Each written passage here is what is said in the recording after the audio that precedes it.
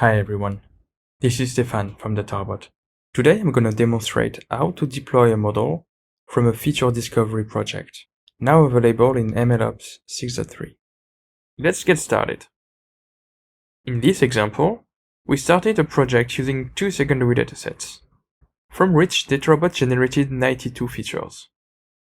Using these features, DataRobot trained models, and it's now time to deploy one of them. As in any regular project, we can access the deployment screen from the Predict tab and click on Deploy.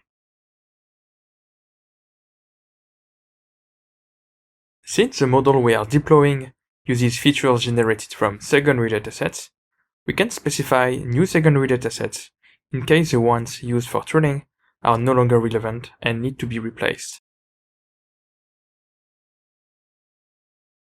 To help you identify what columns should be included in the replacement datasets, DataRobot lists for each dataset the features that are needed by the model. Once the secondary dataset configuration is reviewed, you can simply click on Deployment.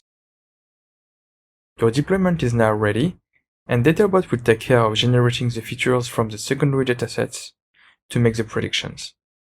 Thank you for listening, and stay tuned for more updates.